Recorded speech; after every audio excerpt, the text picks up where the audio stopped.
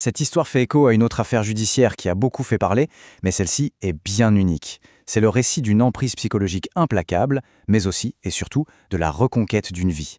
On va découvrir ensemble le témoignage absolument bouleversant de Laetitia R. Voilà, tout est dit, ou presque, dans cette seule phrase. C'est vraiment le cœur de son histoire. On ne parle pas seulement de violence physique, mais d'une déshumanisation systématique, permanente. Gardons cette citation en tête, elle va nous servir de fil rouge pour comprendre comment on peut en arriver à être privé de son humanité même. Alors derrière ce témoignage, il y a une femme, Laetitia, 42 ans, mère de 4 enfants.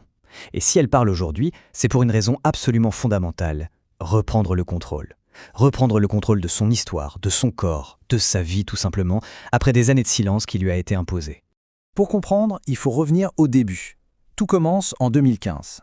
Et comme très souvent dans les cas d'emprise, la toile, elle ne se tisse pas en un seul jour. Non, elle s'installe tout doucement, de façon insidieuse, ce qui rend la fuite de plus en plus difficile, voire impossible. Le contraste est saisissant. D'un côté, on a l'image publique, Guillaume B., directeur d'agence bancaire, un père divorcé qui a l'air tout à fait normal, gentil, protecteur même. Et de l'autre côté, il y a la réalité, la sphère privée, qui s'installe petit à petit. Un contrôle qui devient pervers, des exigences sexuelles qui sortent complètement de la norme, et puis une isolation méthodique de ses amis, de sa famille. Ces mots de Laetitia, ils sont terribles, parce qu'ils illustrent parfaitement le point de bascule. Ce moment où la prise de conscience arrive, mais où la liberté d'agir, elle, a déjà complètement disparu. Le sentiment d'être piégé est total, c'est la définition même de l'emprise. Il faut bien comprendre qu'on ne parle pas d'un épisode ou d'une mauvaise passe, on parle d'une période de 7 longues années. Une terreur quotidienne, méticuleusement organisée pour la briser, physiquement et psychologiquement. 7 ans. Prenons juste un instant pour vraiment mesurer ce que ça représente. 7 années de vie volées, sous une domination absolue. C'est une durée qui dépasse l'entendement. Le contrôle était totalitaire. Chaque détail de son existence était régi par ses ordres. Interdiction de porter des sous-vêtements. Les vêtements, la coiffure, le maquillage, tout était imposé.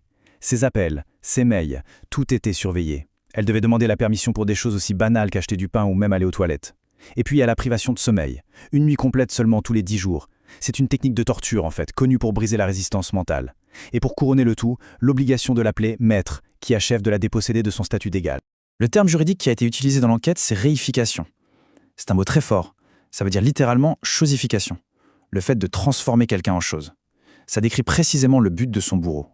Ne plus la voir comme un être humain, mais comme un objet à sa disposition. Et ce qui est crucial ici, c'est que la justice elle-même a reconnu ce processus de déshumanisation.